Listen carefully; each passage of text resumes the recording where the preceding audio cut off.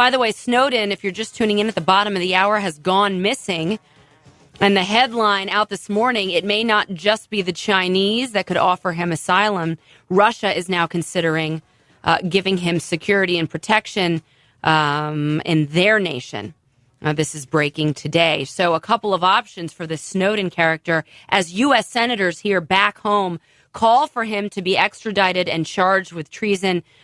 Senators on the left and the right calling for his head, saying he needs to be prosecuted with the full extent of the law. So how did we get here? How did we get an American contractor from the Lehigh Valley, Pennsylvania, where I'm from, to end up being the largest leaker, I would say, in our nation's history, and then leaving the country, doing a TV interview, and now we're worried if we can ever get him back?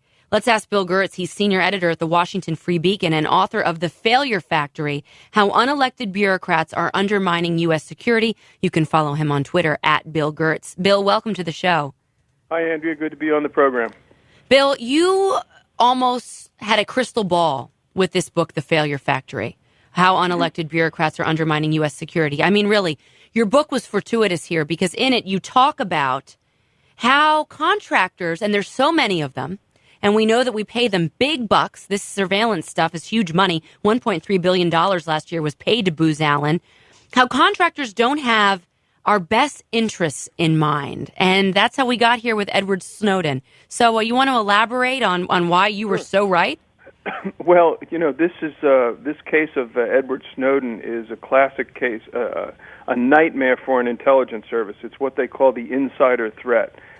He basically had some grievance, and then he decided to do as much damage as possible. Now, as a newspaper reporter, I've had many leaks of classified information, so I'm a little bit hard to criticize him on that. The big problem here is that he surfaced in Hong Kong, and he does not clearly understand that he is in a threatened environment. This is part of China, which has one of the most aggressive intelligence services in the world, and they will do anything to get the kind of information that he has and use it against the United States. That's really the big problem in this case. Bill, why do you think he did go to Hong Kong? Well, he was in Hawaii. NSA has a facility in Hawaii. It's targeted on China, getting Chinese communications. So he had this notion, naive in my view, that somehow Hong Kong had free speech and an unfiltered internet. He didn't understand that the Chinese have been slowly tightening the screws there. They're infiltrating the legislature. They're closing down the press there. It's not free. I talked to a reporter. They self-censor themselves there. The most they can do is run cartoons of the Chinese military, but they don't criticize the government at all. Now, until recently, Hong Kong was a British colony, and it's a bit different than the rest of China. It's more Western, more market-oriented. I've been there. It's a lovely place. However, China is right around the corner, and they still have a very, very focused eye on Hong Kong. Any chance, Bill Gertz, and I don't like to speculate, but because he has completely gone MIA, any chance that the Chinese could have gotten to him or kidnapped him? Very possible. My own guess is that he will not leave Hong Kong. He's too valuable an intelligence source for the Chinese. And as I said, the Chinese have a full-court press on electronic intelligence gathering against the United States. We've been in this debate about NSA, and I think that's a good thing. But what we haven't understood fully is that the Chinese are definitely on the march when it comes to large-scale electronic surveillance against the United States, inside the United States as well as abroad. So this guy is a gold mine of information for them. He can tell them the methods used by NSA, which would then allow them to defeat those methods and get into our communications. It has the potential to be a strategic disaster for the United States if this guy is actually captured by the Chinese. And the Russians would be the same way. The Russians do not work with us on intelligence matters, in fact, view us as the main enemy still within their intelligence community. Bill Gertz, there's a number of reports this morning that this is just the tip of the iceberg. Does it worry you that there could be more Edward Snowdens, or that Edward Snowden could continue to talk and reveal even more information than we already know? Both of those are possible. It was thought that after the Bradley Manning disclosures that there wouldn't be any more of these cases. But it's clear that the intelligence community has not policed itself properly in the aftermath of the Manning case. It requires good security and counterintelligence. It requires very difficult things which the government doesn't like to do, and that means questioning the loyalty of Americans. When you're in the intelligence business, you have to do that. And I know from covering the intelligence agencies that there's a great reluctance to put the spotlight on potential defectors like this, or potential people who are going against the system for whatever reason. They have some grievance.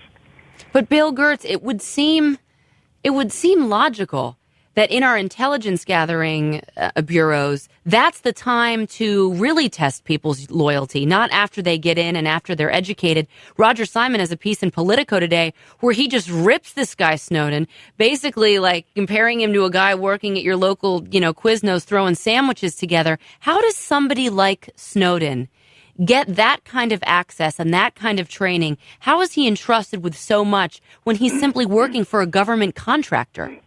I think you hit the nail on the head. This highlights major failures within our intelligence system. And as you mentioned, in the Failure Factory, I outlined that in great detail. You called it. You called it, Bill Gertz. You predicted this.